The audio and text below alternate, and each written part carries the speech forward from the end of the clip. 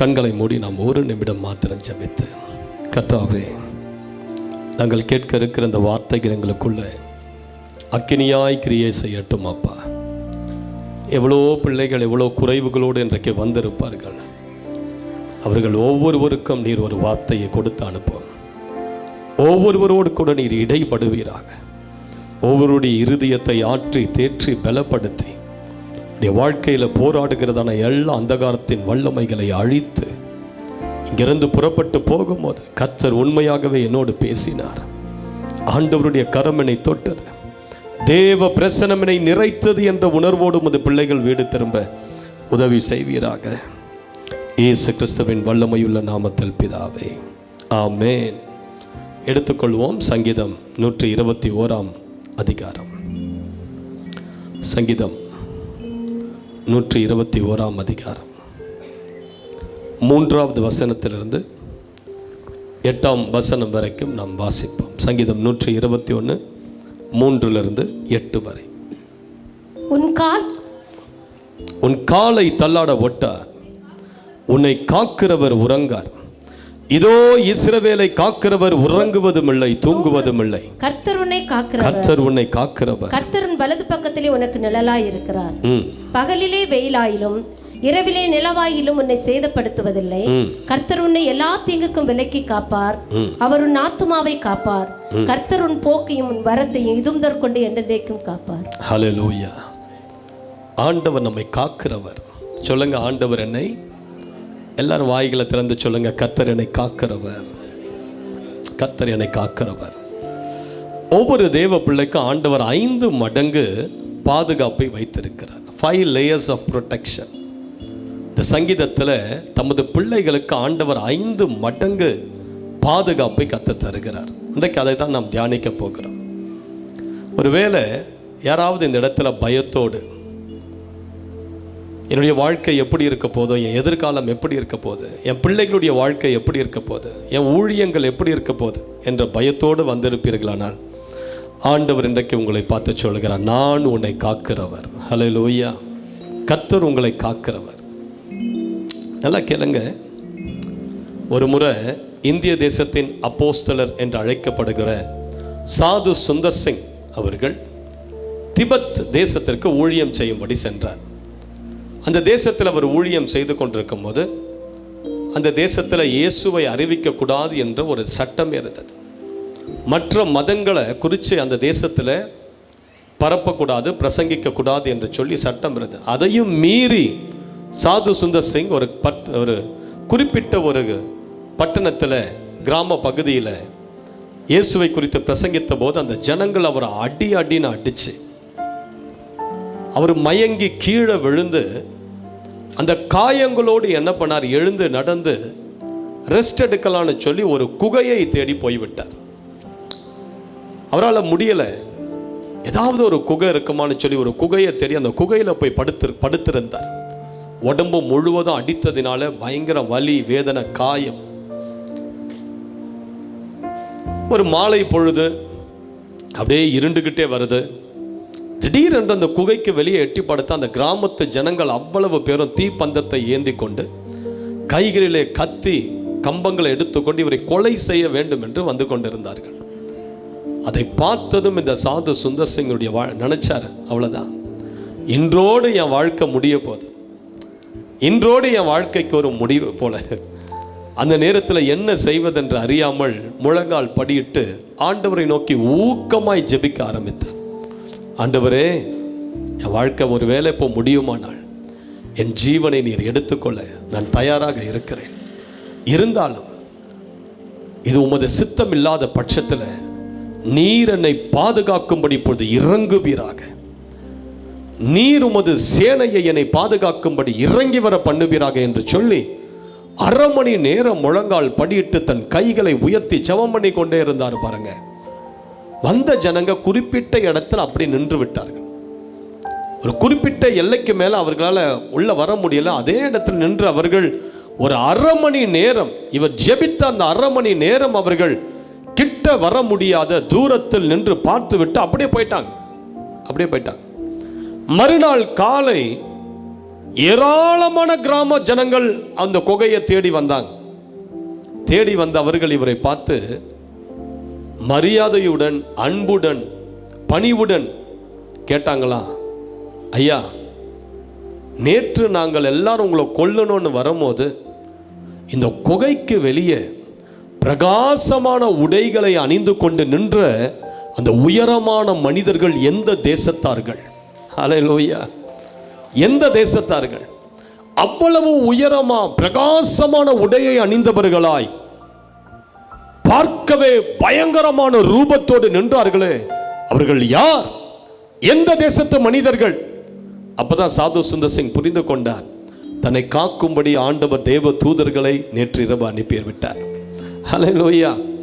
அதுதான் சரியான தருணம் என்பதை உணர்ந்த சாது சுந்தர் சிங் அந்த ஜனங்களுக்கு இயேசு என்றால் யார், அவருடைய அன்பு எப்படிப்பட்டது, கல்வாரி சிலுவையில் அவர் மரித்து நமக்கா என்ன செய்தார் என்று அழகாக ஒரு சுவிசேஷத்தை சொல்ல அந்த ஜனங்களுக்கு ஒரு உணர்வு வந்தது. ஓஹோ, இவர்களை ஆராதிக்கிற இந்த இயேசு என்கிறவர் இவ்வளவாய் அவர்களுடைய பிள்ளைகளை பாதுகாப்பாரானால் அவரை ஏன் நம்ம ஏற்றுக்கொள்ளக்கூடாது? தன்னுடைய பிள்ளைகளை தூதர்களை அனுப்பி பாதுகாக்கிற அவ்வளவு வல்லமை நிறைந்த தேவனானால் நாம் ஏன் அந்த இயேசுவை ஏற்றுக்கொள்ளக்கூடாது என்று சொல்லி அங்கு வந்த ஏராளமான ஜனங்கள் இயேசுவை ஏற்றுக்கொண்டு விசுவாசிகளாய் மாறினார்கள். ஹல்லேலூயா! கர்த்தர் தமது பிள்ளைகளை பாதுகாக்கிறவர், கைகளை உயர்த்திவர். அல்லேலூயான்னு சொல்லுங்க பார்க்கலாம். நமது வாழ்க்கையில எந்த தடை கற்களை பிசாசு கொண்டு வந்தாலும் அந்த தடை கற்களை ஆண்டவர் படிக்கற்களாய் மாற்றி தமது பிள்ளைகளை உயர்த்த அவர் வல்லமை நிறைந்த ஒரு தேவனாய் இருக்கிறார். ஹல்லேலூயா! யோசேப்பு தன்னுடைய சகோதரர்களை பார்த்து சொல்றார், ஆதியாகமம் 50:20, நீங்கள் எனக்கு தீமை செய்ய நினைத்தீர்கள், தேவனோ இப்பொழுது நடந்து வருகிறபடி வெகு ஜனங்களை உயிரோடு காக்கும்படி அதை நன்மையாக முடிய பண்ணினார். நமது ஆண்டவர் எப்படிப்பட்டவர்? தீமைகள் எல்லாம் நன்மையாய் மாற்றுகிற தேவன். ஹல்லேலூயா! ஒருவேளை உங்கள் வாழ்க்கையில் நிறைய தீமைகளோடு வந்திருக்கீங்களா? பிரதர், எனக்கு எந்த பக்கம் திரும்பினாலும் குண்டு வச்சிருக்கிறாங்க பிரதர், எந்த பக்கம் திரும்பினாலும் எனக்கு வேட்டு வச்சிருக்கிறாங்க பிரதர், எந்த பக்கம் திரும்பினாலும் கண்ணி வடி வச்சிருக்கிறாங்க பிரதர், சொந்த வீட்டிலேயே யாரையும் நம்ப முடியல, வேலை ஸ்தலத்தில் நம்ப முடியல, சக விசுவாசிகளை நம்ப முடியல. கவலைப்படாதீங்க, தேவன் எல்லா தீமையும் நன்மையாய் மாற்றி போட அவர் வல்லமை உள்ளவராக இருக்கிறார். அல்லேலூயான்னு சொல்லுங்க பார்க்கலாம். எந்த தீமையாக இருந்தாலும் நான் சொல்றேன், இந்த 2026 நீங்க முடிக்கும் போது உங்கள் வாழ்க்கையில எழும்பி போராடுகிற அவ்வளவு தீமைகளும் நன்மைக்கு ஏதுவாய் மாறி இருக்கும். எல்லாவற்றையும் தேவன் சாட்சியாய் மாறி இருப்பார். ஹல்லேலூயா! இந்த 2026 31 டிசம்பர் நீங்கள் முடிக்கும் போது உங்களுக்கு சொல்ல சாட்சிகள் அநேகமாய் இருக்கும். ஏராளமான சாட்சிகளோட தான் இந்த ஆண்டை நீங்க முடிக்க போறீங்க. தேவன் இதை செய்ய வல்லவர்னு சொல்லி எத்தனை பேர் நம்புறீங்க? இங்க இருக்கிறவர்கள் கைகளை உயர்த்தி ஒரு அல்லேலூயான்னு சொல்லுங்க பார்க்கலாம். ஹல்லேலூயா! வேதம் சொல்லுகிறது, ஆண்டவர் முதல்ல தேவன் நம்ம எப்படி காக்கிறாரா? 121வது சங்கீதம் 3வது வசனம் சொல்லுது, உன் காலை தள்ளாட ஒட்டார், உன்னை காக்கிறவர் உறங்கார். இதோ இஸ்ரவேலை காக்கிறவர் உறங்குவதும் இல்லை, தூங்குகிறதும் இல்லை. முதல்ல நம்ம எப்படி காக்கிறார்? உறங்காமல் நம்மை காக்கிறார். ஆண்டவர் உங்களை எப்படி காக்கிறார் சிஸ்டர் பிரதர்? உறங்காமல் காக்கிறார். எப்பொழுதும் அவருடைய கண்கள் உங்கள் மேல திறந்த கண்களாகவே இருக்கிறது. நீங்கள் தூங்கிக் கொண்டிருந்தாலும் ஆண்டவர் எப்பொழுதும் உங்கள் மேல் அவருடைய கண்ணை வைத்து உங்களை பாதுகாக்கிற ஒருவராக இருக்கிறார். ஹல்லேலூயா! அதனால பயப்படாதீங்க, பயப்படாதீங்க. கர்த்தருடைய கண்கள் தமது பிள்ளைகள் மேல் எப்பொழுதும் திறந்து இருக்கிறது. இஸ்ரவேலை காக்கிறவர் உறங்குவதும் இல்லை, தூங்குவதும் இல்லை. அவருக்கு தூக்கம்னு வராது. ஆவியா இருக்கிற தேவனுக்கு சோர்வு என்று வராது. அதனால ஆண்டவர் எப்பொழுதுமே நம்மை பாதுகாக்கிறவர். நமது வீட்டுக்கு சில நேரங்கள் செக்யூரிட்டி வைத்தாலும் இந்த செக்யூரிட்டி மேன் 9 மணி நேரங்கள் வீட்டுக்கு வெளியே நின்று சொன்னாலும் அவர் எப்பவுமே விழிப்பாக இருப்பார்? இல்லை. பாருங்க, 2 மணி நேரம் ஆக்டிவாக இருப்பார், 3வது மணி நேரம் 3வது வானத்துக்கு போயிருப்பார். தலையை கீழே சாய்த்து ஜொல்லு ஊற்றி தூங்கிட்டு இருப்பார். யாராவது வந்து அவரை எழுப்பணும், திருடர்களே வந்து அவரை எழுப்பினா தான் எழுந்திருப்பார். அந்த அளவுக்கு ஒரு ஆழ்ந்த தூக்கத்துக்குள்ள செக்யூரிட்டி போயிடுவார். இந்த உலகத்தில் எந்த செக்யூரிட்டி நமக்கு பாதுகாப்போ இல்லையோ, நமது தேவன் நம்மை உறங்காமல் காக்கிறவர். கைகளை உயர்த்தி அல்லேலூயான்னு சொல்லுங்க பார்க்கலாம். 2ஆம் உலக போரில் இங்கிலாண்டில் இந்த ஜெர்மனி படையினர் பயங்கரமான விமானத்தில் குண்டு மழைகளை பொழிந்து கொண்டிருந்தார்கள். அந்த தேசமே சின்னபண்ணமாய் நாசமாய் கொண்டிருந்த அந்த நேரத்தில் ஏழை பிள்ளைகளை எடுத்து பராமரித்து கொண்டிருந்த ஒரு வயதானவர், நிறைய ஏழை பிள்ளைகளை வைத்து அந்த ஏழை பிள்ளைகளுக்கு உணவு கொடுத்து பராமரித்து கொண்டிருந்த அந்த முதியவர் ஒருவர் அந்த குண்டிலிருந்து எப்படியாவது இந்த பிள்ளைகளை காப்பாற்றணும்னு சொல்லி இரவெல்லாம் கண்விழித்து தன் பிள்ளைகளை பாதுகாத்து கொண்டே இருந்ததுனால, சரியா சாப்பிடாத இரவெல்லாம் தூங்காம இருந்ததுனால கொஞ்ச நாளுக்குள்ள வியாதிப்பட்டு படுக்கைக்கு போயிட்டார். அப்பா அவரை பார்த்து ஆதரவு சொல்ல ஒரு ஊழியக்காரர் சந்திக்கும்படி அவரை சென்று அவரை பார்த்து சொன்னார், ஐயா, இந்த பிள்ளைகளெல்லாம் நீங்கள் தூங்காத பார்த்து கொண்டு இருக்கீங்க, நல்லது. ஆனால் 2 பேர் கண் விழிக்க வேண்டிய அவசியம் இல்லையே அப்படின்னு சொன்னார். 2 பேரா? நான் மட்டும்தானே கண் விழிச்சு கொண்டு இருக்கிறேன், வேற யார் கண் விழிச்சு இந்த பிள்ளைகளை பாதுகாக்கிறா? அப்போதான் அவர் இந்த வசனத்தை எடுத்து சொன்னாரா, இஸ்ரவேலை காக்கிறவர் உறங்குவதும் இல்லை தூங்குவதும் இல்லை. நீங்க ஏன் கண் விழிச்சு பாதுகாக்கிறீங்க? உங்களுக்காக உங்க பிள்ளைகளை பாதுகாக்க ஆண்டவர் கண் விழித்து இருக்கிறார் இரவு முழுவதும். ஹல்லேலூயா! ஆண்டவர் கண் விழித்து உங்கள் வீட்டை பாதுகாத்து கொண்டிருக்கிறார், உங்கள் பிள்ளைகளை பாதுகாத்து கொண்டிருக்கிறார். 2 பேர் கண் விழித்து பாதுகாக்க வேண்டிய அவசியம் இல்லையே. நீங்க அதனால நிம்மதியா படுத்து தூங்குங்க. ஆண்டவர் உங்களுக்காக எல்லாவற்றையும் செய்து முடிப்பார். ஆண்டவருடைய பாதுகாப்பின் கரம் உங்கள் மேல இருக்கிறது, தைரியமா இருங்கன்னு சொன்ன பிறகுதான் அவருக்கு இந்த வசனத்தின் மேல ஒரு நம்பிக்கை வந்து அந்த நாள் முதற்கொண்டு இரவு நேரம்லாம் தூங்கி திரும்ப அவர் பலப்பட்டார். ஹல்லேலூயா! அதே போலதான் தேவன் உன் வீட்டை பாதுகாக்கிறார். அதனால பயப்படாதீங்க. ஐயோ, கணவர் வேலைக்கு போயிருக்கிறார், பத்திரமா வருவாரா? நிறைய பேருக்கு இங்க தாய்மார்களுக்கு அது ஒரு பயம் இருக்குது. பிள்ளைங்க இரவு நேரத்தில் தனியாக வருவாங்க, வேலை முடிச்சுட்டு எப்படி வர போறாங்க? ஐயோ, அந்த பிள்ளை வரும்போது நான் கண் விழித்து கொண்டு இருக்கணுமே. பயப்படாதீங்க. ஆண்டவருடைய கண்கள் உங்கள் பிள்ளைகள் மேல திறந்து இருக்கிறது. ஆண்டவருடைய கண்கள் உங்கள் மகள் மேல திறந்து இருக்கிறது, உங்க கணவர் மேல திறந்து இருக்கிறது. அவர் பைக்கில் வரும்போது, அவர் கார்ல வரும்போது, பஸ்ல வரும்போது, இரவு எந்த நேரம் வந்தாலும் சரி, எல்லா நாச மோசங்களுக்கும் விலக்கி பாதுகாக்கிற ஒரு அக்கினி ஜுவாலையான கண்கள் உங்கள் வீட்டை நோக்கி எப்பொழுதும் பார்த்து கொண்டிருக்கிறபடியால நீங்கள் கண்ணீர் இல்லாமல் கவலை இல்லாமல் படுத்து உறங்குங்க. ஆண்டவர் மேல உங்க பாரத்தை வைத்து விட்டு அழகா படுத்து உறங்குங்க. அல்லேலூயா! அவர் உறங்காமல் உங்களை பாதுகாக்கிறவர். நல்ல கைகளை அசைத்து சொல்லுங்க, என் வீட்டை நீர் உறங்காமல் பாதுகாக்கிற ஒரு நல்ல தேவன். எந்த தீங்கும் என்னை நேரிடாதபடி என்னை காப்பாற்றுகிற ஒரு அருமையான தேவனை நாம் ஆராதிக்கிறோம். ஹல்லேலூயா! ஆண்டவருடைய கண்கள் நம்ம மேல இருக்கிறதுனால எந்த தீமையும் நம்ம கிட்டி சேராது. பாருங்க, ஆரம்ப காலத்தில் 2007, 2008 நாங்கள் என்ன மாதிரி ஊழியம் செய்து கொண்டிருந்தோம்னா, கிராம ஊழியங்கள் தான் அதிகமாக செய்து கொண்டிருந்தோம். எப்படிப்பட்ட கிராமங்கள்னா, வசதியே இல்லாத கிராமங்கள், டாய்லெட் வசதி இருக்காது, எல்லாம் ஏரியை பார்த்து தான் ஓடணும். காலை கடனுக்கு குளிக்க பாத்ரூம் இருக்காது, எங்கேயாவது நின்று பக்கெட் எடுத்துகிட்டு போய் குளிப்பேன். அந்த மாதிரி அவ்வளவு ஏழ்மையான சில சபைகளை தேடி தான் சுவிசேஷம், அவங்களுக்கு சுவிசேஷ ஊழியத்தில் உதவி செய்து அந்த தெரு பிரசங்கள்லாம் செய்து அந்த ஊழியத்தை கொஞ்சம் பலப்படுத்த ஒவ்வொரு வாரமும் எங்கேயாவது அப்படி போயிடும். அப்படி வந்தவாசி என்று சொல்லக்கூடிய ஒரு கிராமத்துக்கு நாங்கள் போயிருந்தோம் 2007. அப்போ அந்த கிராமத்தை, அந்த சபையை சுற்றிலும் பார்த்தீங்கன்னா காடு, ஏராளமான பூச்சிகள் அடிக்கடிக்கு அந்த சபைக்குள்ளே வந்துடும். அப்போ ஒரு நாள் படுத்து எல்லாம் தூங்கிட்டு இருந்தோம், லைட்டெல்லாம் ஆஃப் பண்ணிட்டோம், படுத்து தூங்கிட்டே இருக்கிறோம். சபையில் ஜன்னல் கிடையாது, அந்த மூங்கில் ஜன்னல் தான் இருந்தது, ஓப்பனாக இருக்கும் ஜன்னலெல்லாம். அப்போ படுத்து தூங்கிட்டே இருக்கும்போது திடீர்னு என் பக்கத்தில் இருக்கிற ஒருத்தன் எழுந்து லைட்டை போட்டுட்டு அவனுடைய பெட்ஷீட்டை அப்படி உதர்னா எவ்வளவு பெரிய தேல், கிட்டத்தட்ட 1/2 அடி அந்த தேல் பொத்துன்னு அப்படி வந்து விழுது. அவன் உதிர்ந்த தேலை பார்த்து எல்லாம் எழுந்து அள்ளறி அடிச்சு அந்த தேலை அப்பவே அடிச்சு நசுக்கி கொண்டு. அப்போ கேட்ட, அவன் பேர் அருண். டே, எப்படிடா எழுந்து உதர்ன, நீ பெட்ஷீட்டை எப்படி உனக்கு உதறனோட எண்ணம் வந்தது?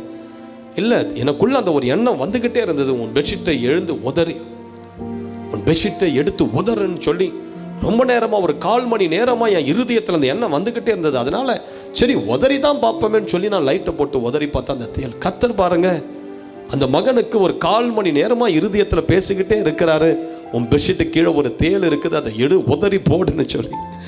அதே மாதிரி ஒரு முறை மதுராந்தகம் என்கிற ஒரு இடத்துக்கு போயிருந்தோம். அது ஒரு டீப்பான ஒரு வில்லேஜ். அந்த இடம் பார்த்தீங்கன்னா, அந்த சபை செங்கல் கூட இல்லை, சாணியில் முழுகின சபை. அந்த அந்த வாலெல்லாம் பார்த்தீங்கன்னா சாணி போட்டு மாட்டு சாணத்தால் முழுகி இருப்பாங்க. ரொம்ப கூரை சபை, ரொம்ப ஏழ்மையான சபை. அந்த சபைக்குள்ளே எல்லாம் ஊழியம் செஞ்சுட்டு சனிக்கிழமை இரவு எல்லாம் படுத்து தூங்கிட்டே இருக்கிறோம். திடீர்னு எங்கள் கூட இருக்கிற ஒருவனுக்கு ஒரு உணர்வு, எழுந்த லைட்டை போடு. இது நடக்கும் போது சரியா இரவு 2:30 மணி 2:45 மணி. லைட்டை போட்டு அவன் சுற்றி சுற்றி பார்க்குறான். பார்த்தா அவன் தலை வச்சு படுத்த ஒரு 1.5 அடி தூரத்தில் ஒரு கட்டுவிரியன் பாம்பு படுத்திருந்தது. யோசித்து பாருங்க, ஒரு வேளை அது மேலே கைப்பட்டிருந்தாவோ அல்லது இவன் தலையை அசைக்கும் போது கொத்தி இருந்தாவோ என்ன ஆகிறது? தேவன் எப்படி தமது பிள்ளைகளை கண் விழித்து பாதுகாக்கிறார். ஹல்லேலூயான்னு சொல்லுங்க பார்க்கலாம். தேவன் இப்படிதான் நம்ம ஒவ்வொருவரையும் கண் விழித்து பாதுகாக்கிறவர். சங்கீதம் 27:1 சொல்கிறது, கர்த்தரின் வெளிச்சமும் என் ரட்சிப்புமானார் யாருக்கு பயப்படுவேன்? கர்த்தரின் ஜீவனின் பலனானார் யாருக்கு அஞ்சுவேன்?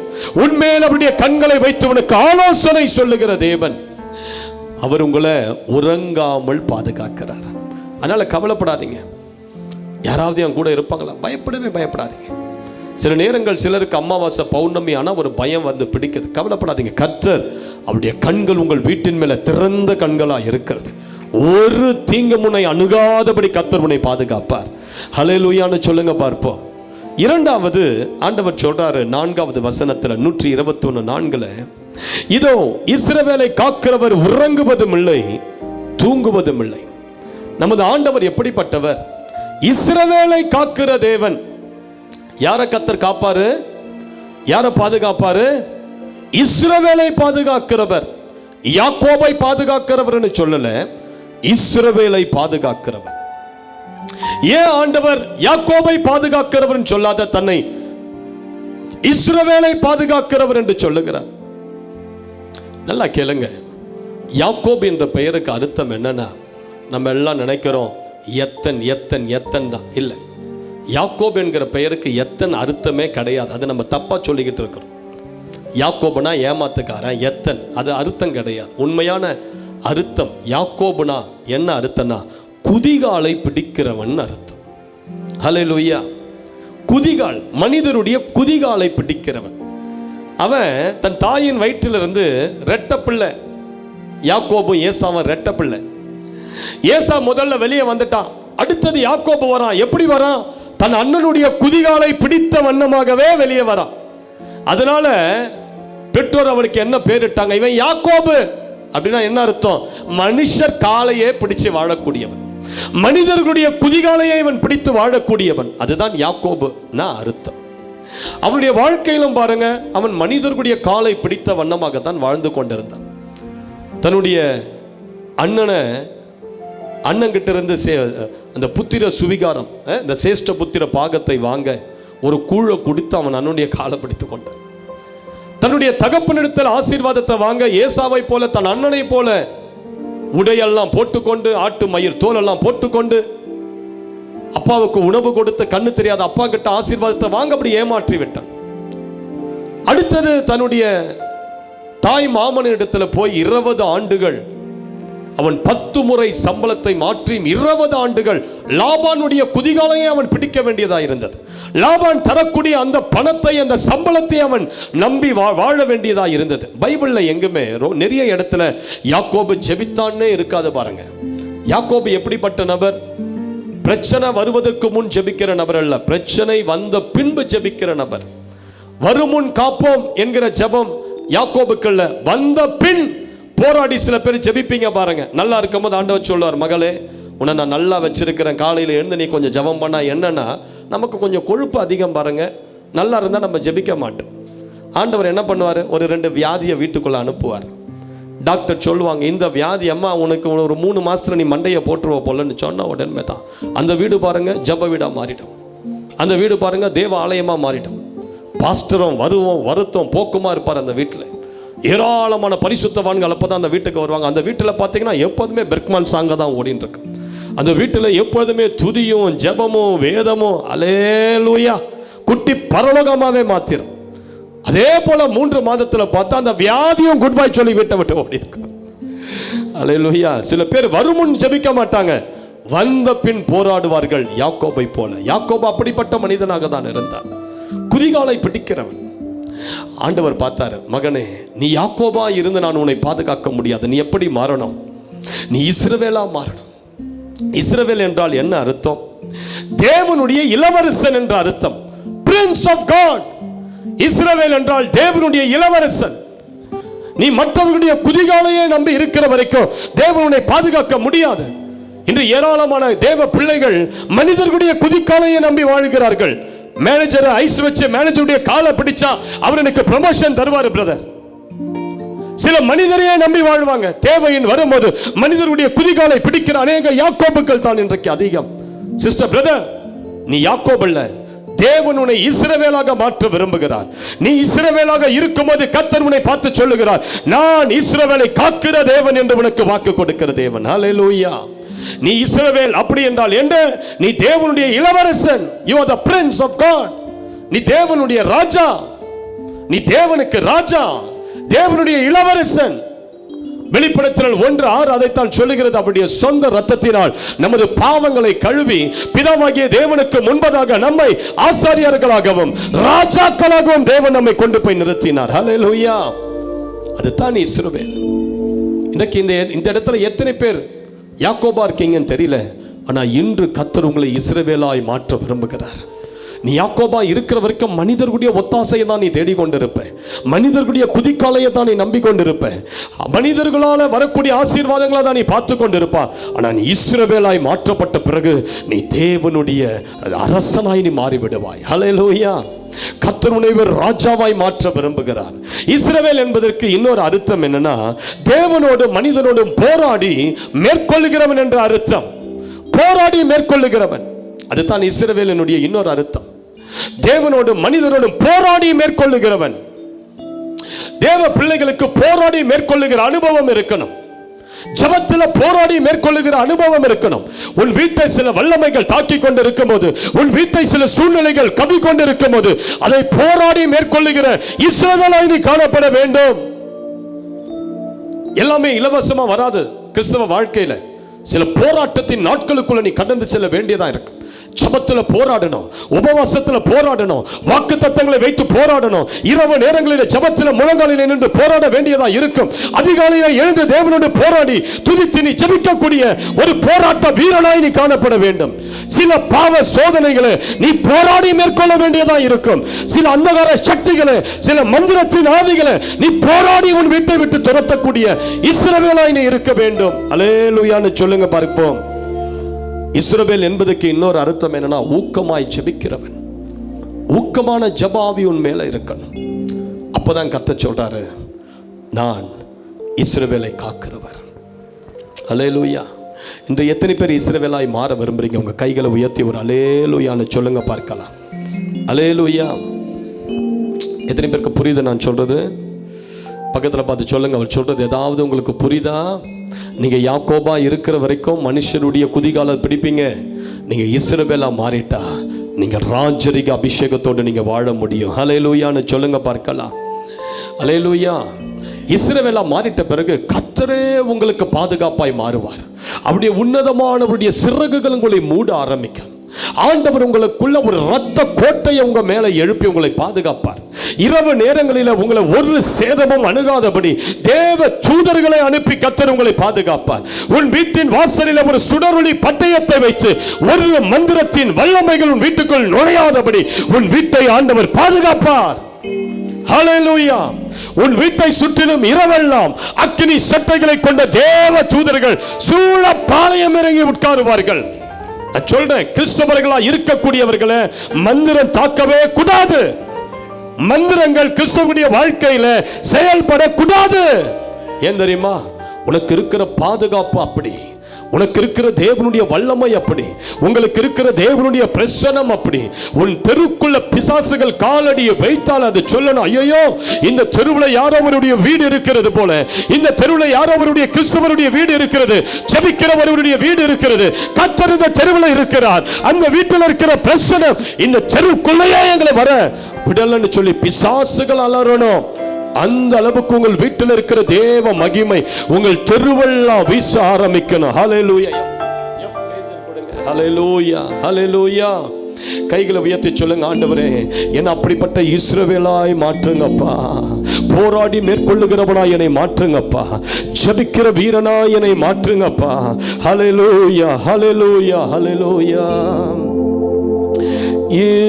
இஸ்ரவேலுக்கு வாக்குப்படி இன்ப கானான் அளிக்கவில்லையோ? இஸ்ரவேலுக்கு வாக்குப்படி இன்ப கானான் அளிக்கவில்லையோ? இப்போது இவர்களை நிர்மூலம் செய்வதென்றும் பின்னும் இறங்கவில்லமே.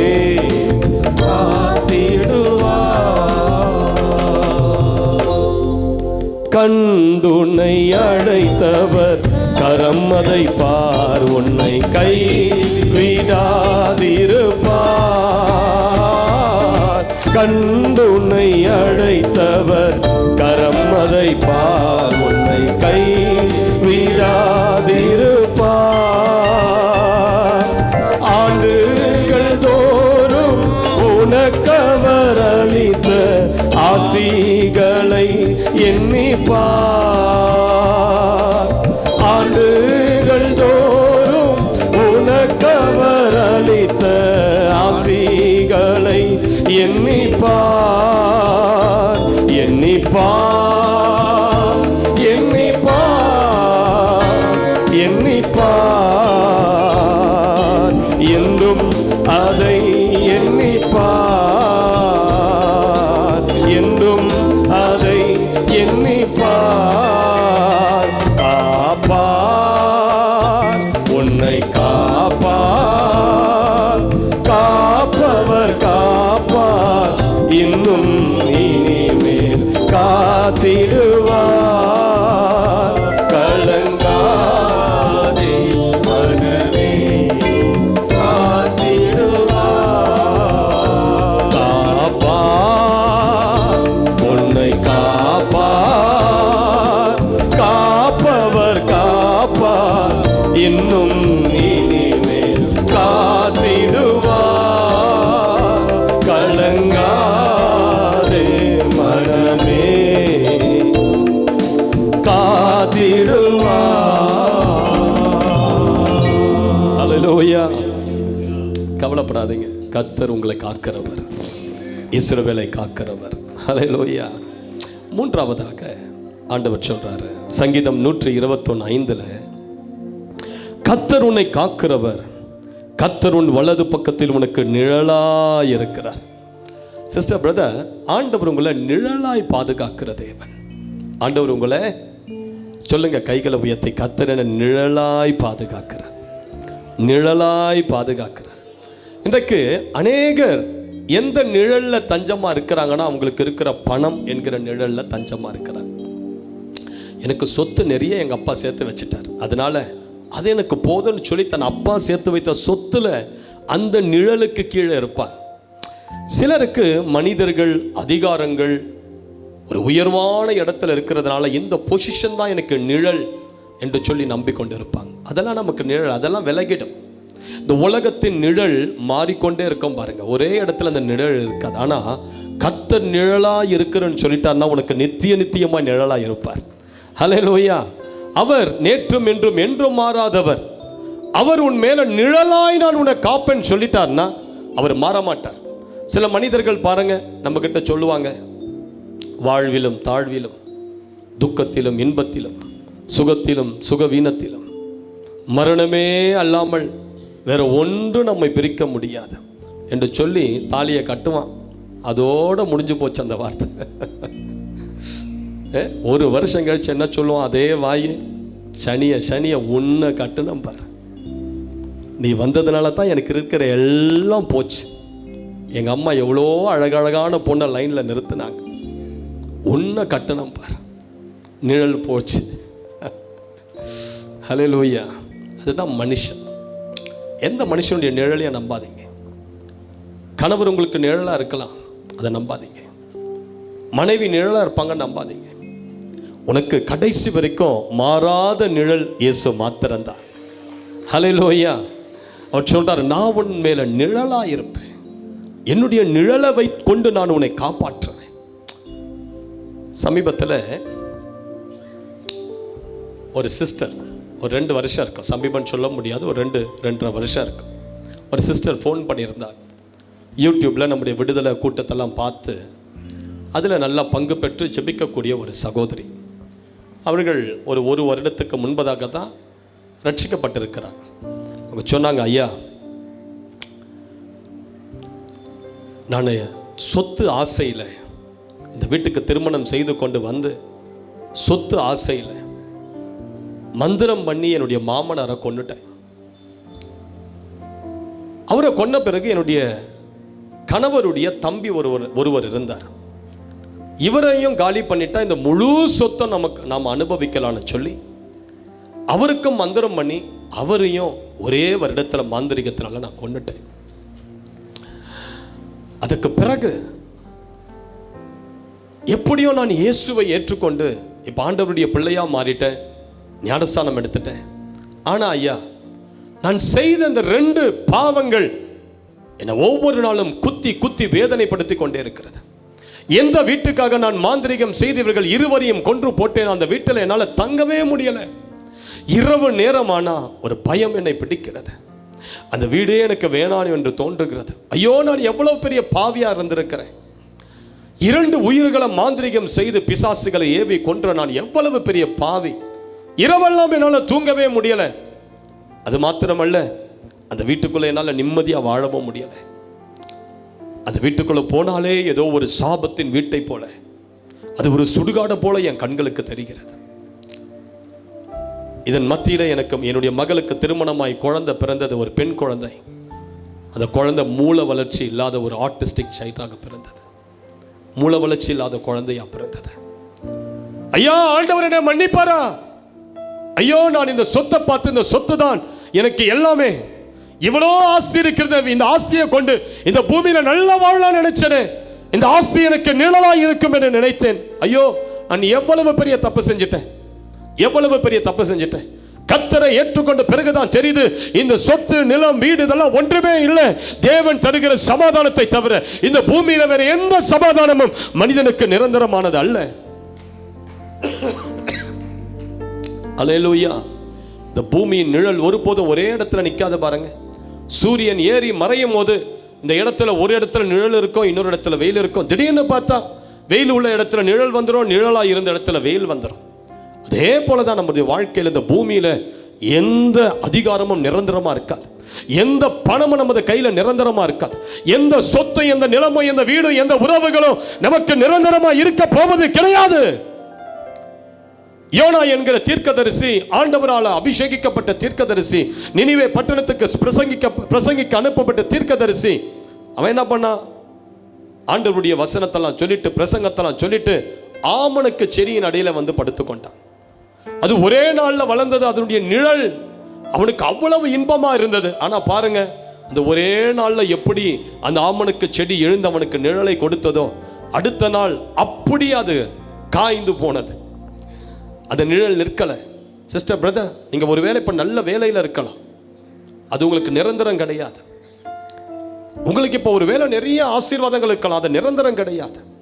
உங்களுக்கு நிரந்தரமானவர் கர்த்தர் மாத்திரம்தான். அல்லேலூயான்னு சொல்லுங்க பார்க்கலாம்.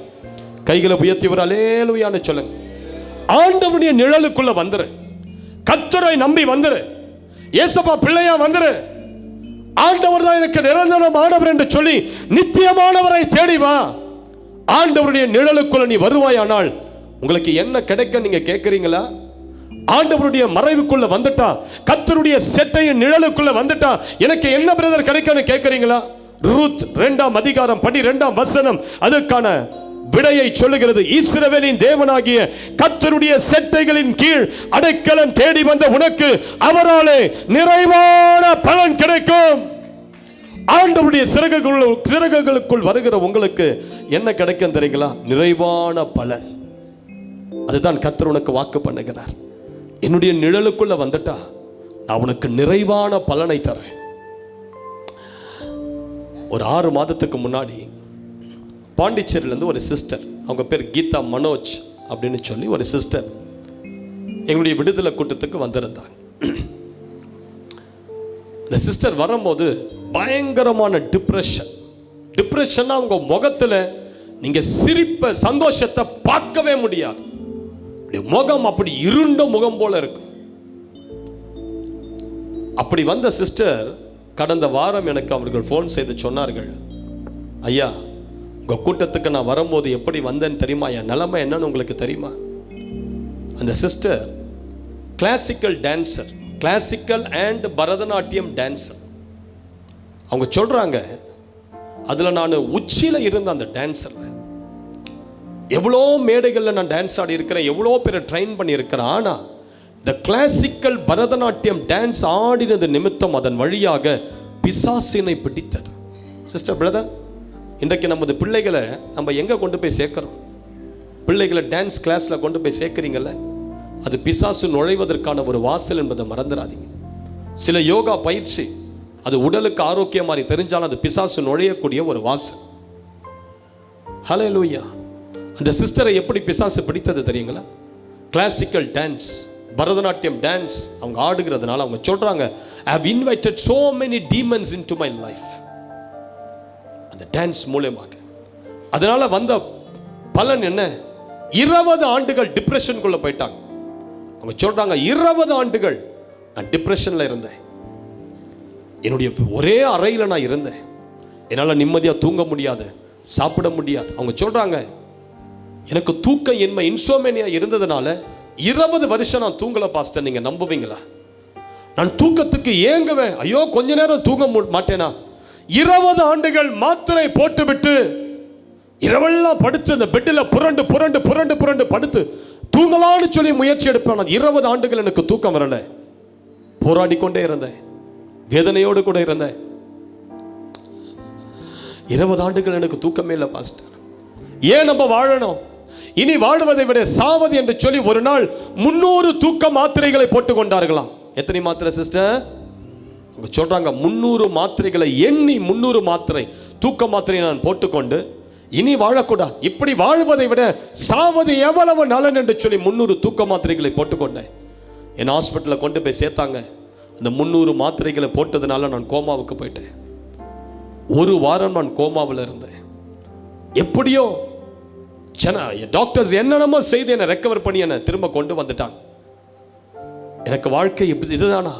நான் இப்படி தான் வாழ போறேனா? இதுதான் என்னுடைய வாழ்க்கையான்னு சொல்லி கட்டப்பட்டிருந்த நேரத்தில் தான் யூடியூப்ல உங்களுடைய சேனலை பார்த்தேன். விடுதலை கூட்டத்தை நீங்கள் நடத்துறதை பார்த்தேன். அவ்வளவு வேதனையோடு நான் வந்தேன் ஐயா.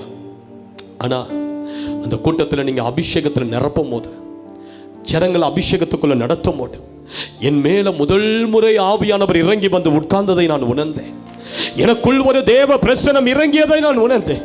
என்னுடைய கழுத்தில் இருக்கிற அந்த நுகத்தடி ஆவியானவர் உடைத்து போடுகிறதை நான் உணர்ந்தேன். என்றும் இல்லாத ஒரு நம்பிக்கை எனக்குள்ள வந்தது.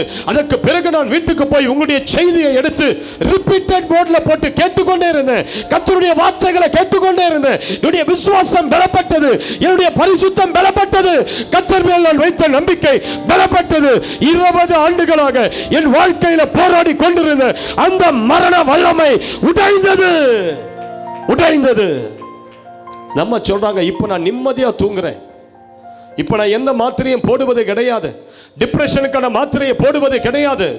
இன்சோமேனியா தூக்க இன்மை பிரச்சனைக்கான மாத்திரையை நான் போடுவது கிடையாது. ஆண்டவர் என்னை நிரப்பி விட்டார். ஆண்டவர் என்னை தொட்டு விட்டார். இயேசு உயிருள்ளவர். அதுதான் கர்த்தர். கர்த்தரின் நிழலில் அடைக்கலம் தேடி வரும்போது உன் வாழ்க்கையில் போராடி கொண்டிருக்கிற எல்லா விதமான வல்லமைகளை உடைத்து உன்னை மேன்மைப்படுத்தவர் வல்லமை உள்ளவர் தேவனாய் இருக்கிறார். நல்ல கைகளை உயர்த்திவர் அல்லேலூயா என்று சொல்லி ஆர்ப்பரிங்க பார்க்கலாம். கவலையப்படாதீங்க. ஒருவேளை இந்த இடத்துல யாராவது இயேசுவை ஏற்றுக்கொள்ளாமல், இயேசுவை ஏற்றுக்கொள்வதா வேண்டாமா என்ற ஒரு குழப்பத்தில் இருப்பீர்கள். நான் சொல்றேன், தைரியமா இயேசு கிட்ட வந்துரு. தைரியமா இயேசு கிட்ட வாங்க. அதனால தான் சிலுவையில் அவர் 2 கரங்களையும் விரித்து ஆணிகள் அடிக்கப்பட்டு, என் பிள்ளையே நீ வா, நான் அவனை அரவணைத்துக் கொள்கிறேன் என்று சொல்லி அவர் தொங்கிக் கொண்டிருக்கிறார். இயேசுவை தேடி யார் வந்தாலும் அவர்களுக்கு அவர் நிழலாய் மாறிவிடுவார். உன் வாழ்க்கையை தலைகீழாய் மாற்றுவார். பிரசங்கிக்கிறனா ஒரு கிறிஸ்தவ குடும்பத்தில் பிறந்து வளர்ந்தவன் அல்ல. எங்கள் பாட்டியெல்லாம் பயங்கரம் குறி சொல்கிற ஆவியை உடையவர்கள். எங்கள் அப்பாலாம் அவ்வளவு இந்து பக்தர். இப்படி இருக்கும்போது தான் எங்கள் வீட்டில் பயங்கரமான மந்திரவாதம் செய்து பல மாதங்கள் எங்கள் வீட்டில் இரவெல்லாம் குட்டி சாத்தான் உலாத்தி கொண்டே இருக்கும். ஒரு குழந்தைய போல் எங்கள் வீட்டில் நடமாடிக்கொண்டே இருக்கும். எனக்கு ஸ்கூலுக்கு போக முடியாமல் போனது, வீட்டுக்குள்ளே போகிறதுக்கே ஒரு பயம் பயம் பயம். தூங்கினா என் கனவெல்லாமே பேய்கள் தான் வரும். இரவு என்னுடைய சிறு வயது பெரும்பாலான நாட்கள் நான் பிசாசின் போராட்டத்திலே நான் வளர்ந்தேன். அதனால தான் ஆண்டவர் இன்றைக்கு அதே பிசாசின் வல்லமையில் கட்டப்பட்டிருக்கிற ஜனங்களை விடுவிக்கிற ஒரு விடுதலை ஊழியக்காரனாகவே கர்த்தர் எழுப்பி நிறுத்தி இருக்கிறார். ஹல்லேலூயா. நான் சொல்றேன், எந்த பாதையில் நீங்க நடக்கிறீர்களோ எதிர்காலத்தில் அதே பாதையில் நடக்கிற எவ்வளவு ஜனங்களை கர்த்தர் உங்களை கொண்டு விடுதலையாக்குவார். கர்த்தர் உங்களை கொண்டு விடுதலையாக்குவார். நாங்கள் நம்பி இயேசுவினிடத்தில் வந்தோம். எங்கள் தெய்வங்கள் எல்லாம் காப்பாற்ற முடியாது என்ற மாந்திரிகத்தால் கட்டப்பட்டிருந்த நேரத்தில் இயேசு கரங்களை விரித்து எங்களை அழைத்தார். மகனே, எவ்வளோ தெய்வங்களை தேடி நீ ஆசீர்வாதம் இல்லாமல் இருக்கிறாய், பாதுகாப்பு இல்லாமல் இருக்கிறாய், என் அண்டையில் வா, நான் உனக்கு அக்கினி மதிலாய் இருப்பேன், நான் உனக்கு நிழலாய் இருப்பேன். You can trust Jesus. இயேசுவை நீங்கள் நம்ப அவர் தகுதியானவர். இன்னைக்கு நம்பி வந்து பாருங்க. ஆண்டவர் உங்களை ஆற்றி தேற்றி அரவணைத்து அதே இடத்துல உங்கள் தலைகளை கர்த்தர் உயர்த்துவார். அல்லேலூயா. நாங்கள் இயேசுக்குள்ள வரும்போது எங்கள் சொந்தக்காரர்கள்லாம் எங்களை கேவலமாக தான் பேசினாங்க. எவ்வளோ பேர் எங்களை தூஷித்தாங்க. ஆனால் எங்களை கேவலமாக பேசணும் தூஷித்த யாருமே இப்போ நல்லாவே இல்லை. ஒருத்தர் கூட நல்லா இல்லை. நாங்கள் நிமிர்ந்து நிற்கிறோம், அவர்கள் முறிந்து விழுந்தார்கள். அல்லேலூயா. ஆண்டவரை கரத்தை பிடிச்சு பாரு, கர்த்தர் உன்னை நிமிர பண்ணுவார். உன்னை வெட்கத்துக்கு அவர் ஒருபோதும் விடவே மாட்டார். சிஸ்டர், தைரியமா இயேசுவை நம்பி வா. ஆலயத்துக்கு தேடி போ. அப்படி நிழலின் கீழ் தஞ்சமடைவாயானால் ஆண்டவர் சொல்றாரு, உனக்கு பரிபூரணமான பலனை நான் உனக்கு தருவேன். உன் ஆண்டுகளை நான் ஆசீர்வதித்து உன் தலையை நான் உயர்த்துவேன். அல்லேலூயா. நான்காவதாக சங்கீதம் 121:7 எடுத்து யாராவது ஒருவர் வாசிப்போம். நான்காவதாக,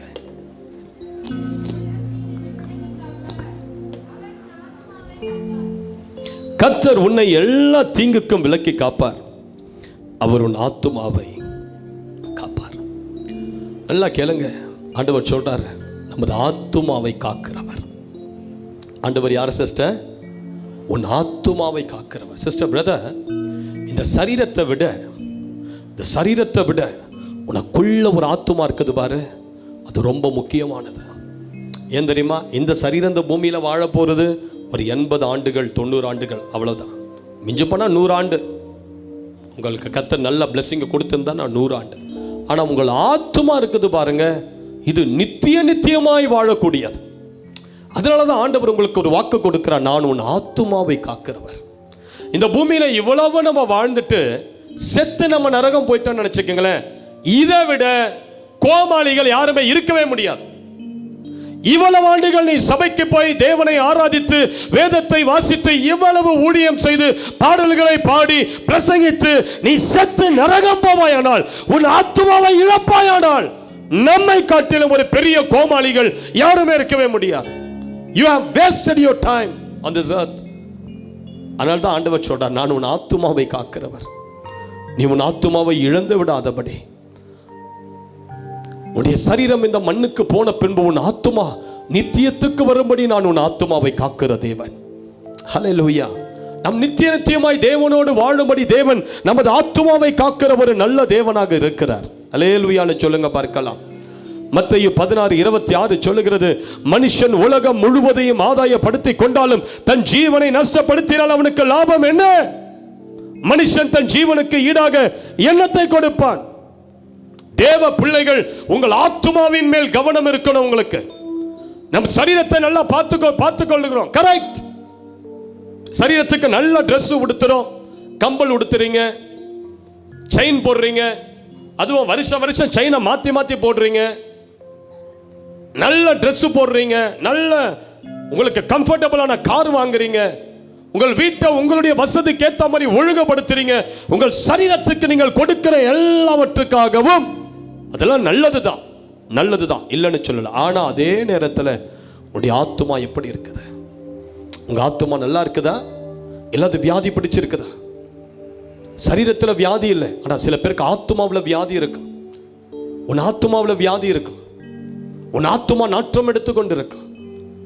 தேவ பிள்ளையே, உன் ஆத்துமா வாழ்கிறது போல நீ எல்லாவற்றிலும் வாழ்ந்து சுகமாய் இருக்கும்படி நான் வேண்டுகிறேன் என்று ஜான் எழுதுகிறார்.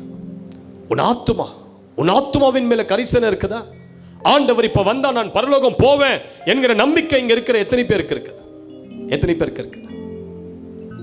ஆண்டவர் வந்தா பிரதர் நான் தைரியமா சொல்ல முடியும், தேவன் எனக்காக வைத்த எல்லாவற்றையும் நான் செய்து முடிச்சு ஆயத்தமா இருக்கிறேன், கர்த்தருடைய சித்தத்தில் நான் நடக்கிறேன், தேவ திட்டத்தில் நான் நடக்கிறேன், தேவன் எனக்கென்று வைத்திருக்கிற ஓட்டத்தில் தான், அந்த பாதையில தான் நடந்து கொண்டிருக்கிறேன் என்று எத்தனை பேர் உறுதியாய் சொல்ல முடியும்? ஒருவேளை பிரசங்கிக்கிற இந்த நேரத்தில் ஒரு எக்கால சத்தம் வெடிக்குமானால் எத்தனை பேர் இங்க எடுத்துக்கொள்ளப்படுவோம்? கொஞ்சம் யோசித்து பாருங்க. உங்கள் ஆத்துமா எப்படி இருக்கிறது? உங்கள் ஆத்துமாவை குறித்ததான கரிசனை நமக்கு உண்டா? உங்களுக்கு உண்டா? கிபி 320 உண்மையா நடந்த ஒரு சம்பவம். டர்க்கி கிபி 320 டர்க்கி என்று சொல்லக்கூடிய ஒரு தேசத்தில் ஒரு ரோம பேரரசர் லிசினியஸ் என்று சொல்லி அவருடைய பெயர். அந்த நாட்களில் கிறிஸ்தவர்களை பயங்கரமா வேதனைப்படுத்தி கொண்டிருந்த ஒரு காலம் அது. கிறிஸ்தவர்களை உயிரோடு எரித்தும் சிங்கங்களுக்கு இரையாக போட்டு அந்த ஜனங்கள் எல்லாம் ஒரு ஸ்டேடியத்தில் உட்கார்ந்து சுத்தி பார்ப்பதும், கிறிஸ்தவர்கள் மேல மெழுகை ஊற்றி அவர்கள் அப்படியே கொளுத்தி எரிய விட்டுட்டு அதனுடைய வெளிச்சத்தில் ராஜாக்கள் உட்கார்ந்து டின்னர் சாப்பிடுவாங்களாம். கிறிஸ்தவர்களை கொதிக்கிற எண்ணெய் கடாயில போட்டு வறுத்து அப்படி அப்பளம் போல் அப்படி வறுக்கிற ஒரு காலம். கிறிஸ்தவர்கள் அவ்வளவு வேதனைப்பட்டார்கள். சிறு பிள்ளைகள் அப்படியே தோல் உரிச்சாங்க. சிறு பிள்ளைகளுடைய நெற்றியில் ஆணிகள் அடிச்சு சிலுவையில் மாட்டினாங்க. கிறிஸ்தவர்கள் என்று சொன்னாலே கொல்லப்பட்டார்கள். அவ்வளவு நிந்தை, வேதனை, போராட்டம். உயிரை கையில பிடித்துக் கொண்டு இயேசுவுக்காக வாழ்ந்த ஒரு கூட்ட ஜனங்கள் அந்த காலத்தில் இருந்தார்கள். அப்படிப்பட்ட ஒரு காலத்தில் தான் அந்த ரோம பேரரசர் லிசினியஸ் என்று சொல்லக்கூடிய ஒரு மன்னன், அவருடைய ராணுவ படையில 40 பேர் இயேசுவை ஏற்றுக்கொண்டார்கள். 40 பேர் இயேசுவை ஏற்றுக்கொண்டதை கண்டுபிடித்த அவர் என்ன பண்ணாரு தெரியுங்களா? ஒரு ராணுவ தளபதியை அழைத்தார். யார் அந்த 40 பேர்? இயேசுவை ஏற்றுக்கொண்ட 40 பேர் யார்? அவர்களை வரிசைப்படுத்தி நிற்கவை. அவர்களை எல்லாருடைய உடையை கழற்றி நிர்வாணப்படுத்தினார்கள். நிர்வாணப்படுத்தி அவர்கள் எல்லாரையும் கொண்டு போய் உறைந்த ஒரு ஏரி, இந்த டர்க்கி தேசத்தில் பனியாக இருக்கும், பனி பொழியும், அதனால ஏரியெல்லாம் பார்த்தீங்கன்னா தண்ணி இருக்காது, அதெல்லாம் ஐஸ் கட்டியாக மாறி இருக்கு. அந்த உறைந்த அந்த ஏரியில ஐஸ் கட்டியாக மாறி அந்த ஏரியில கொண்டு போய் இந்த 40 போர் சேவகர்களையும் நிறுத்தி வைத்து அவர்கள் சாகிற வரைக்கும் பார்க்க இந்த ஒரு படை தளபதியை நிறுத்தி வைத்தார் அந்த பேரரசர். அந்த 40 பேரும் இயேசுவை மறுதலிக்கணும். மறுதலிப்பார்கள் அவர்களுக்காக நல்ல சுட சுட அங்க சுடு தண்ணி இருக்குது, குளிச்சுட்டு அவங்க வீட்டுக்கு போலாம். அப்படி இல்லை என்றால் அந்த நிர்வாண கோலத்தில் அந்த பனி உறைந்த அந்த பனிக்கட்டி மேல நின்று கொண்டு நீ ஜீவனை கொடுக்க வேண்டாம். ஒரு தண்டனை கொடுக்கப்பட்டது. 40 பேரும் இயேசுவை ஏற்றுக்கொண்ட 40 பேர் அப்படியே நின்று கொண்டு இருக்கிறாங்க. கர்த்தரை பாதி துதிக்க ஆரம்பிச்சாங்க. கொஞ்ச நேரம் அவங்க கால்களை கீழே வைக்க முடியல. காலெல்லாம் உராய ஆரம்பித்தது. அவர்களை தாங்க முடியல. ரத்தமெல்லாம் உராய ஆரம்பித்தது. சிலருக்கு உடம்பெல்லாம் நடுங்க ஆரம்பித்தது. அந்த சூழ்நிலையில் மத்தியில் அவர்கள் கர்த்தரை ஆராதித்து துதித்து சாக கூட தங்கள் ஜீவனை ஒப்பு கொடுக்க தயாராக இருந்த நேரத்தில் திடீரென்று இந்த படை தளபதி ஒருத்தன் அவங்களை பார்த்துக்கிட்டே இருந்தான் பாருங்க. இவனுடைய கண்களை கர்த்தர் திறந்தார். இவன் வானத்தை பார்த்தான் பாருங்க. வானத்தில் 40 தூதர்கள் கிரீடத்தை கொண்டு அப்படியே பறந்து இவர்களை நோக்கி இறங்கி வந்து கொண்டிருந்த ஒரு பரலோக காட்சியை பார்த்தார். 40 தூதர்கள் அழகான பொற்கிரீடத்தை கொண்டு அப்படியே இறங்கி கொண்டிருக்கிறாங்க. இந்த 40 பேருக்கு பொற்கிரீடம் சூட்டி இவர்களை பரலோகம் எடுத்து செல்ல அப்படி அவன் பார்த்து கொண்டிருக்கும் போது கீழே அந்த 40 பேர் துதித்து தேவனை ஆராதித்து தங்கள் ஜீவனை விட தயாராக இருக்கிறார்கள். மேல 40 தூதர்கள் பரலோகத்தை விட்டு இறங்கி சிறகுகளை அடித்து இவர்களை நோக்கி வந்து கொண்டிருக்கிறார். ஆனா அதுல ஒரு தூதன் மாத்திரம் கீழே இறங்குறா, மேல போறா, கீழே இறங்குறா, திரும்பி மேல போறா. 39 தூதர்கள் கீழ் நோக்கி வர, ஆனா ஒரு தூதன் மாத்திரம் மேலும் கீழும் மேலும் கீழுமாக அலைப்பாய்ந்து கொண்டிருந்தான்.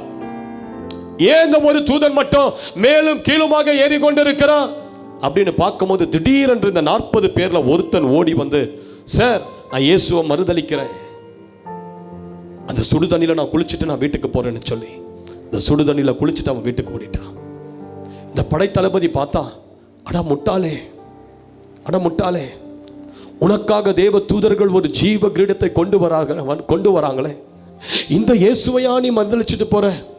அந்த நேரத்தில் இந்த படை தளபதி என்ன பண்ணா, அந்த கிரீடத்தை நான் பெற்றுக்கொள்ள விரும்புகிறேன், இயேசு என்கிறவர் உயிருள்ள தெய்வமாயிருப்பாரானால் இப்போது அந்த தெய்வத்தை நான் ஏற்றுக்கொள்கிறேன் என்று சொல்லி அவனுடைய உடையை கழற்றி நிர்வாண கோலமாய் மாறி அந்த 40 பேரில் ஒருவனாக அந்த படை தளபதி போய் நின்று, இயேசுவே நான் ஏற்றுக்கொள்கிறேன், அந்த கிரீடம் அவன் விட்டு சென்ற அந்த கிரீடத்தை என்னுடைய தலையில தாரும் என்று சொல்லி அந்த 40 பேரில் ஒருவனாக அந்த படை தளபதி மரித்தான். அல்லேலூயா! எத்தனை மகிமை, எத்தனை மகிமை! உன் ஆத்துமா பரலோகம் போவது என்பது எத்தனை மகிமை! அல்லேலூயா! உன் ஆத்துமாவின் மேல ஒரு கரிசனை வரட்டும். உன் ஆத்துமாவின் மேல உனக்கு ஒரு காரியம், உனக்கு ஒரு எண்ணம் உண்டாகட்டும். உன் ஆத்துமாவை கர்த்தர் காக்க விரும்புகிறார். கர்த்தர் உன் ஆத்துமாவை காக்க விரும்புகிறார். சில நாட்களுக்கு முன்பதாக, ஒரு 3 வருஷம் இருக்கும், படப்பையில் ஒரு ஏரியா இருக்குது. அந்த ஏரியாவுக்கு என்னை ஜெபிக்க சொல்லி அனுப்புனாங்க, கூப்பிட்டாங்க ஒரு வீட்டார். அந்த வீட்டுக்கு நான் போயிருந்தேன். பார்த்தா நல்ல ஒரு கிறிஸ்தவ அம்மா படுத்திருக்கிறாங்க. அவங்களுடைய ஜீவன் பிரிகிற கடைசி நிமிடம் அது. அவங்க குடும்பத்தில் எல்லாருமே கிறிஸ்தவர்கள். ஆனால் இந்த அம்மாவுக்காக ஜெபிக்கும் போது அந்த அம்மாவுக்குள்ள இருந்த ஒரு பிசாசு வெளியே வந்து சொல்லுது, நீ வேணா பாரு, இன்னும் கொஞ்ச நேரத்தில் இவ உயிரை நான் எடுத்துட்டு போயிடுவேன். பிசாசு பேசுது, இன்னும் கொஞ்ச நேரத்தில் இவருடைய ஆத்துமாவை நான் எடுத்துட்டு போயிடுவேன். உன் ஆண்டவர் இவளுக்கு எவ்வளவு தருணங்களை கொடுத்தார், இவள் ஆலயத்துக்கு போக, ஊழியம் செய்ய, ஆண்டவருக்குள் வாழ, ஆனால் எல்லாவற்றையும் இவள் நிராகரித்து விட்டாள். இப்பொழுது இவள் ஜீவனை எடுக்கும்படிக்கு நான் வந்திருக்கிறேன். அந்த பிசாசு சொன்னது.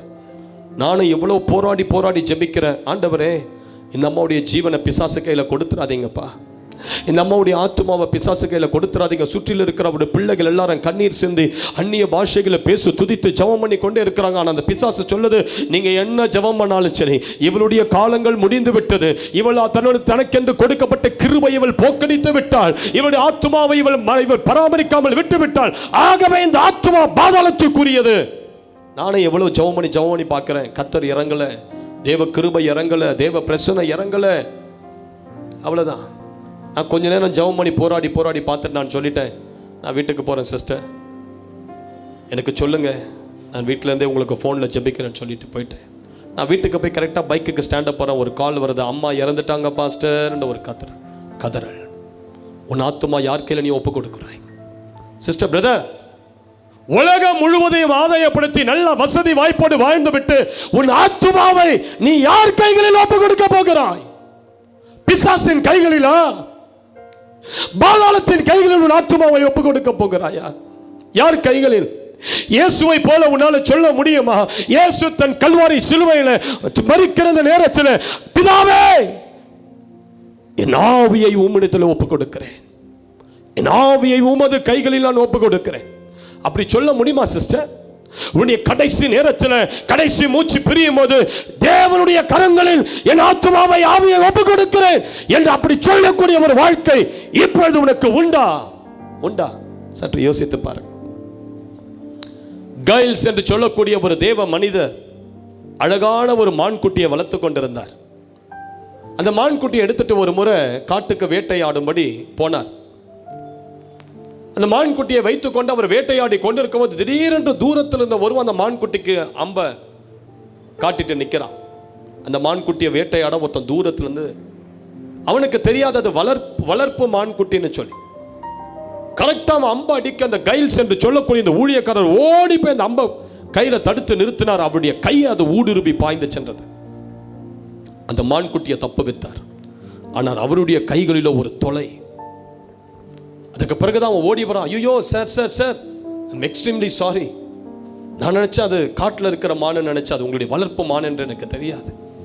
சிஸ்டர், பிரதர், ஒரு மானினுடைய ஆத்துமாவை காப்பாற்ற அந்த ஊழியக்காரர் தன்னுடைய கைகளில் அந்த அம்பை ஏற்றுக்கொண்டார். அதே போலதான் உன்னுடைய ஆத்துமாவை காப்பாற்ற கல்வாரி சிலுவையில் அவருடைய கரங்களில் ஆணிகள் துளைக்கப்பட்டது, அவருடைய கால்களில் ஆணிகள் துளைக்கப்பட்டது, அவருடைய விழாவில் ஈட்டி துளைக்கப்பட்டது, அவருடைய உடம்பு முழுவதும் சாட்டையால் அடிக்கப்பட்டு 400க்கு மேற்பட்ட ஆழமான காயங்களை இயேசு உனக்காக கல்வாரி சிலுவையில் சுமந்தார். ஏன்?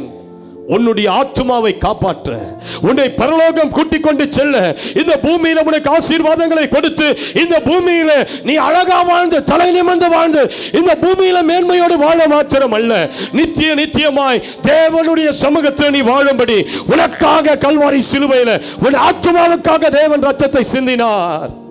அல்லேலூயா. நமது ஆத்துமாவின் மேல் நமக்கு ஒரு பெரிய கரிசனை உண்டாகட்டும். கடைசியாக ஆண்டவர் கடைசியாக நம்ம எப்படி காக்கிறார் எடுத்து வாசிப்போம். சங்கீதம் 121:8.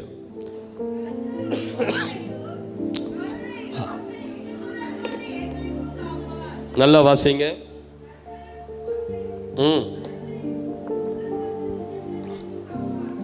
ஆண்டவர் கடைசியா எதை பாதுகாக்கிறார்?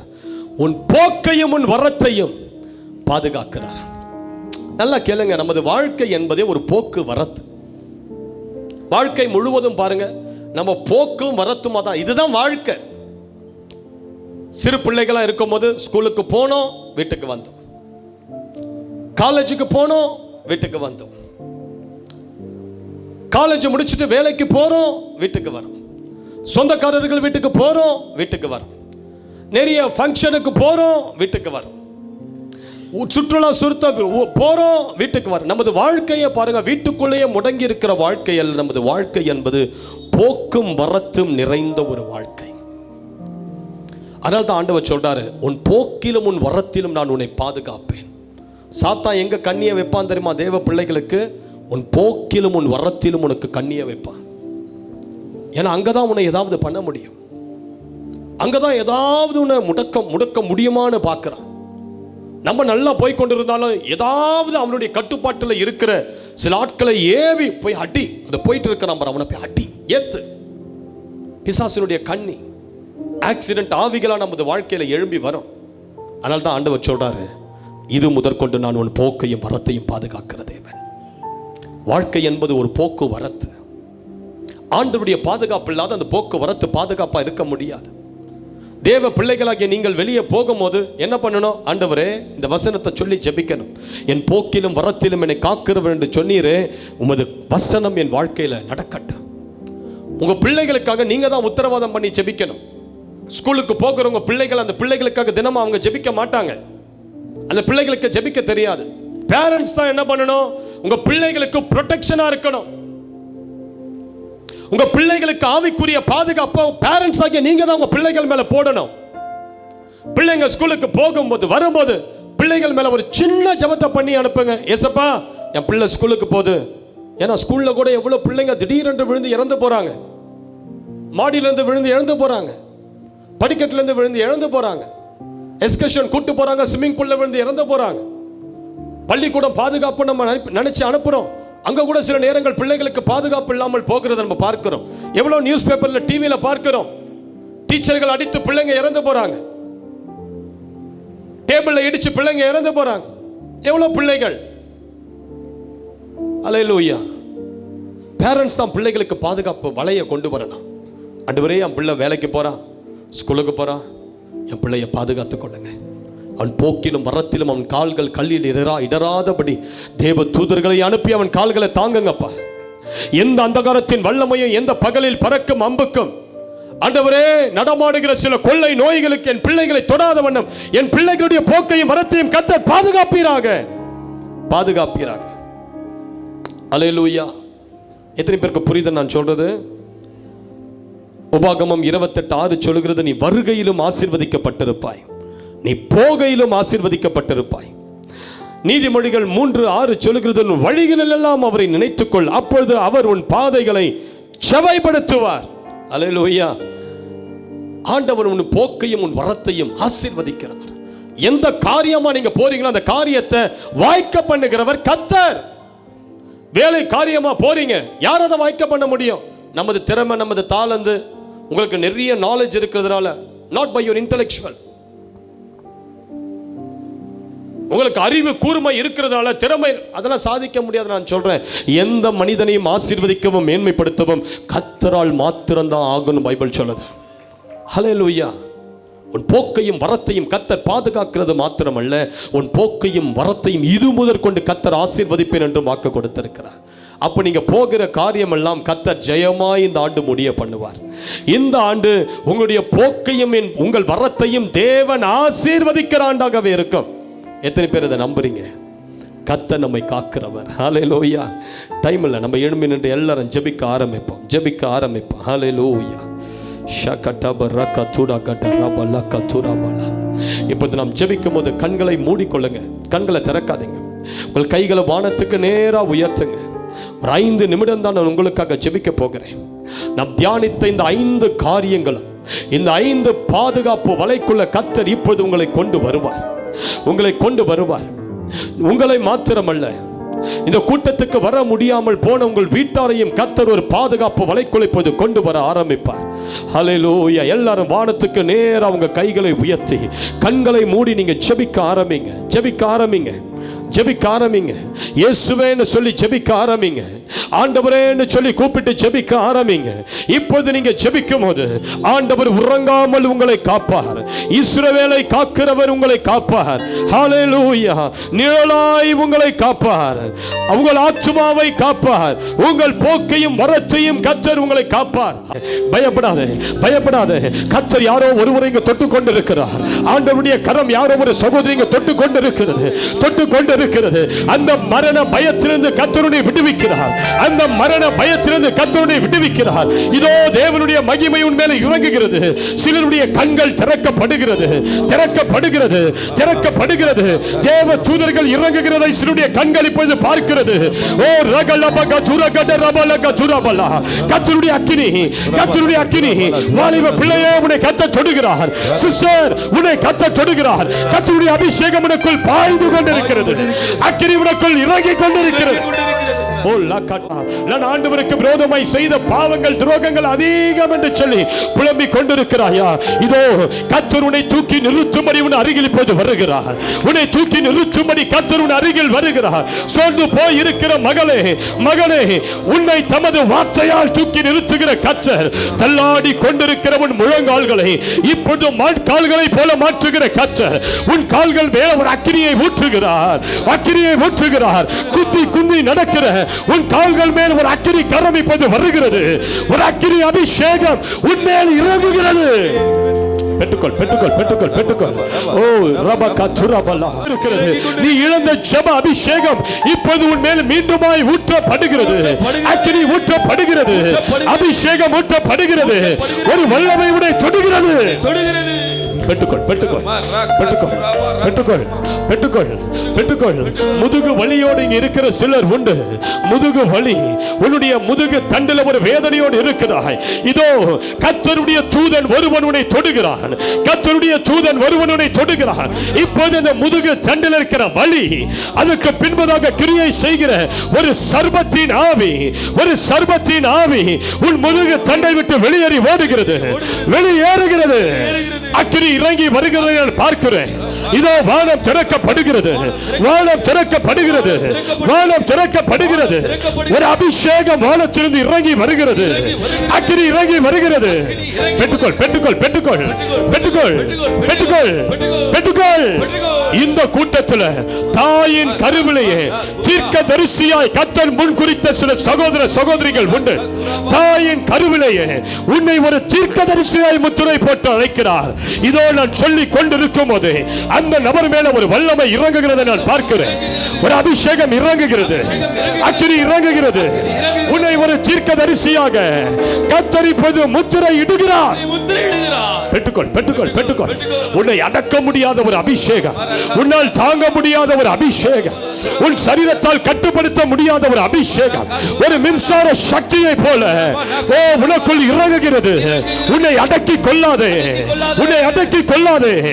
ஆவியானவர் உன்னை தூக்கி செல்லுகிறார். தேவ மகிமை இறங்குகிறது. அக்கினி வருகிறது. நீ எந்த அபிஷேகத்தை இழந்தாய்? மறந்தாயோ அந்த அபிஷேகம் திரும்ப ஊற்றப்படுகிறது. ஒரு அக்கினி கரம் உன் தலையை தொடுகிறது. எசேக்கியேலின் தலை மயிரை ஒரு அக்கினி கரம் பிடித்தவரை தூக்கி சென்றது போல சிலரை ஆவியானவர் இறங்கி வந்து தூக்கி செல்லுகிறார். அந்நிய பாஷையில பேச ஆரம்பிங்க. சிலருக்கு இப்போது அந்நிய பாஷை வரங்கள் கொடுக்கப்படுகிறது. நாவை திறங்க. கட்டுகள் உடைகிறது. உன் நாவின் மேல் ஒரு அக்கினி இறங்குகிறது. உன் நாவை இயேசு தொடுகிறார். ஒரு அக்கினி கரம் உன் நாவை தொடுகிறது. அக்கினி தொடுகிறது. உன் நாவு கட்டவிழ்க்கப்படுகிறது. இப்போது இயேசுவின் நாமத்தினால் அந்த அந்நிய பாஷை வரங்களை பேச ஆரம்பி. பேச ஆரம்பி. லகா துரா கதரா பலகா துரா தேதே லகா தீபதுரா கட்டா தரா கட்டா தரா பிலா. அக்கினி இறங்குகிறது. உன் நாவு கழுவப்பட்டது. உன் நாவு சுத்திகரிக்கப்பட்ட நாவாய் மாறிற்று. இதோ தேவன் அவரோடு உறவாட உனக்கு ஒரு புதிய அபிஷேகத்தை கொடுத்து விட்டார். திறந்து வாய்களை திறந்து விசுவாசத்தோடு பேசு சிஸ்டர் பிரதர்.